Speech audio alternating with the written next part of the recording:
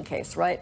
In order to prevail, Trump would have to prove that ABC was reckless when it came to the truth or falsity of the statements that they made on the air.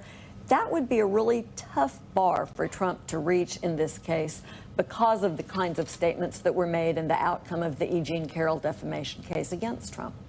The thing that I find interesting to the point of some of the folks in the media, so for example, you have, from the New York Times reporting, several experts in media law said they believe that ABC News could have continued to fight, given the high threshold required by courts for a public figure like Mr. Trump, which you just alluded to. A plaintiff must not only show that a news outlet published false information, but that it did so knowing that the information was false or substantial, with substantial doubts in its accuracy. Here's the problem. The judge in the case said basically, yeah, there was rape, but the narrow definition under the law, under New York law, made that a question. I mean, that's the part I don't understand, because the judge himself. What Stephanopoulos said was wrong. Right. Because I saw that interview. This is like a law school 101 sort of thing. Take us there. Well, take me there. Yeah, okay, I'm ready. Let's go back. Let's go back. The evolution of rape law in America. Traditionally, there was this very strict definition. Rape was penis and vagina and nothing else. But of course, we have a more modern definition where, for instance, the allegation that E. Jean Carroll makes that Trump raped her using his finger, right, that would be sort of a more modern definition of rape. New York law takes an older view where there's rape and then there's sexual assault. And the jury found that E. Jean Carroll had been sexually assaulted by Trump, not raped. And so the distinction here is that semantic one. The judge's comment, by the way, which is made after this show airs on ABC, so I think it's significantly after. I think it's still powerful evidence for ABC that they could have used, because the judge says, well, in the common parlance, this is rape. But technically, the jury found sexual assault. So in that vein, then, this goes back to what we've seen with the media class since probably several months before the election itself. This sense of we just don't want to engage with Trump. Yeah. In a sort of negative atmosphere. So we want to clear the decks. We're going to start all over. We're just going to go. We'll go to Mar-a-Lago and we'll talk to them. We'll bring people up here. We'll do whatever it takes to kind of level set the conversation. But for Trump, that's all victory. For Trump, this is, they didn't have the account set up for this. They have no place to put the $15 million. The $15 million just gonna be sitting in escrow like they about to buy a house? Right, exactly. So, I mean, what does that say to you that, I've been on this program and elsewhere complaining, because it is a complaint, about how the legal system itself has been so easily manipulated. The media now is sort of falling into that, we want to play nice. What's your assessment of how this affects the way the country governs itself when both the judicial and the media space seem so willing to blow past the obvious problems with this incoming administration? I mean, we all know the basics. We have 3 branches of government. They are meant to operate as checks and balances. And the press is always referred to as the fourth estate, the fourth branch of government, right? Because the press plays an incredibly important role, sunshine on government activity, and by their objectivity, holding government elected officials to account. The question here is about the way Trump operates in the government space, because he wields the levers of power in a way that few presidents have. And I think there are concerns that people have that are wide-ranging, right? Yeah. Might he interfere, for instance, with mergers and acquisitions or with licensing? And so, the press is in a difficult position. Everyone understands that. That doesn't change the obligation to be straightforward and objective when it comes to Donald Trump. I would just say, this feels like it has a real chilling effect. Shout out to the standards department. Okay, standards is always making sure that we are keeping the bar high and substantive and accurate. But what George Stephanopoulos said in that interview, it seems to hold up with what the judge said after the fact. And now his news organization and himself George Stephanopoulos himself is paying $1 million of his own money to the lawyers, and ABC $15 million. It's insane. In the time we have left, there's another lawsuit, not Donald Trump. It feels like Donald Trump is evading the law, and then you got crazy lawsuits like the one against Jay-Z. And the accuser has come forward to NBC News, acknowledges some inconsistencies in her allegations, to say the least. She accused Jay-Z and Diddy of raping her when she was 13 years old. She sat down on NBC News to recount what she called a catastrophic event, a limo ride to a White House, not the White House, a White House, a drink that made her feel woozy. But I mean, Jay-Z came back with it via his lawyer and like picked apart everything she said in this interview. She herself was, even her own father was like, I think I would remember picking her up, and I don't. What say you about these lawsuits where people try to file these lawsuits against people of note in hopes to get money? I don't think they thought Jay-Z would fight this, and he is. He's fighting. Yeah. Yeah, I mean, we don't know what the truth is here. This is exactly why we have lawsuits, because parties have differences that they can't reconcile without going to court. And so it's not unusual for a rape victim to have discrepancies in his or her story, right? Men can be victims too. Very often, especially when there are drugs involved, you'll get inconsistent memory.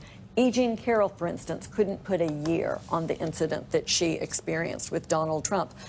In this case, there are a lot of inconsistencies. The lawyers have said that they'll continue to vet their clients' claims. We'll know more when we see if this case proceeds or not. We will be watching. Look at Michael Steele. Joyce Vance, thank you so much. Next hour, folks, we are going to continue this conversation with MSNBC legal correspondent Lisa Rubin. She's been on the story for us, and we're going to get what's next for all of Trump's other legal cases, including the judgments that are against him. But first, Kennedy.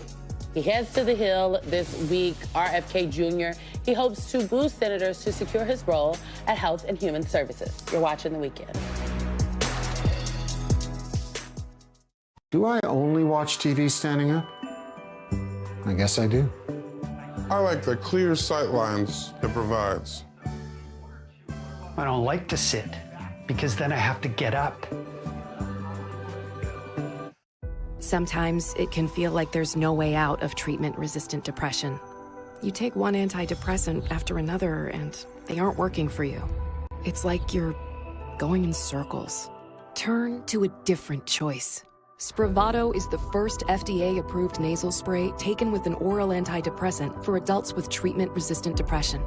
Spravato can cause sleepiness, feeling disconnected from yourself, your thoughts, space and time, dizziness, fainting, spinning sensation, anxiety, and breathing problems. It's taken under the supervision of a healthcare provider who will monitor you for at least 2 hours after taking Spravato. Don't drive, operate machinery, or perform activities that require full alertness until the next day after a restful sleep. Spravato doesn't prevent suicide, reduce suicidal thoughts or actions, or replace hospitalization if needed. Call your doctor right away about unusual changes in behavior, worsening depression, or thoughts of suicide.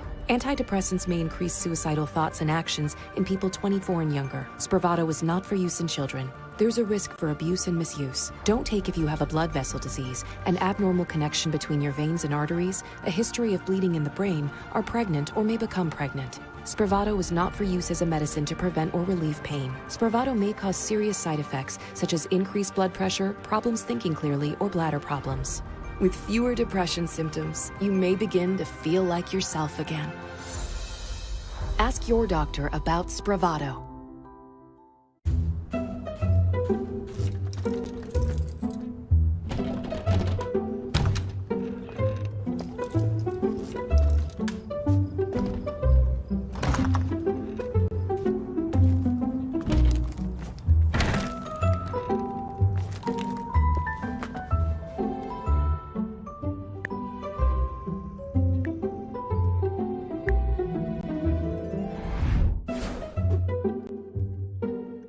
Where'd you get those shoes? The ones that take game night next level. That belong center stage.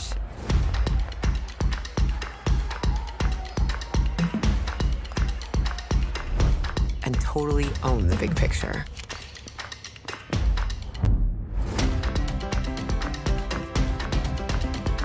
A shoe for every you. At DSW.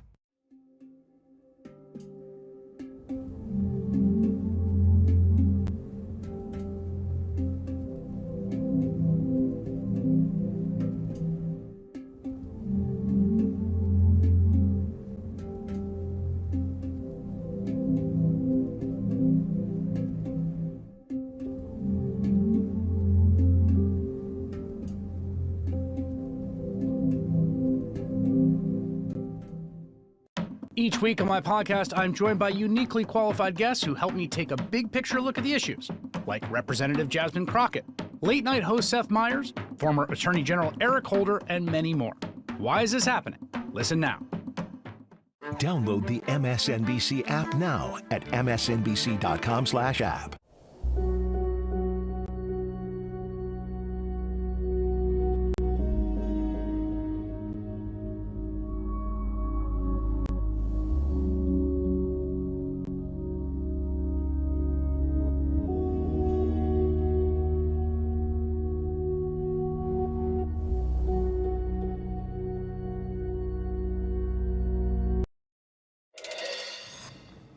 Donald Trump's pick to lead the nation's top health agency heads to Capitol Hill tomorrow. Vaccine skeptic Robert Kennedy Jr. will meet with senators in his quest to head the Department of Health and Human Services. It's a big job that oversees the FDA, the CDC, and the National Institutes of Health. More than 80,000 federal employees work for the agency. Kennedy's visit comes as Senator Mitch McConnell, a polio survivor, told NBC News that it's dangerous to undermine confidence in proven vaccines. McConnell's defense of science follows a report from the New York Times that revealed a longtime advisor to Kennedy once petitioned the U.S. government to revoke, that's right, revoke approval of the polio vaccine. Joining us now, MSNBC contributor and congressional investigations reporter for the Washington Post, Jacqueline Alemany. It's so good to see you at the table in person. Welcome. Thanks for having me. Jackie. I'm just saying. Okay, it's going. Put it on the it's table, about to be broken down right now. Jackie, what the heck is going on? Health and Human Services? Let's just be very clear. Donald Trump said he would do this. He is making good on his promises. Yeah. I think the biggest difference between what I'm seeing thus far between Donald Trump in 2016 and Donald Trump now, when I worked on the campaign in 2020, we did a lot about, promises made, promises kept, 0, 0, 0. Right. He made a lot of promises on the campaign trail, and in terms of his personnel, he's keeping them thus far. He said he would put RFK Jr. in charge of this. Is he likely, though, to get confirmed? Well, and he's now appearing to keep the promises that RFK was making on the campaign trail, and what sort of the agreement, the informal agreement they had as a result of RFK backing him and endorsing him and getting the MAHA, the Make America Healthy Again movement behind Trump, which his advisors... So we're not doing that, are we? MAHA! We're not doing that. I'm sorry. Which his advisors really credit to helping propel him towards a win, bringing in soccer moms and white college-educated women who have taken up the mantle of the MAHA movement on behalf of their children. But this week, especially problematic news emerged with the presence of Aaron Siri, who has been advising RFK on some of the picks that he's making in the vetting for Human Health Secretary Services.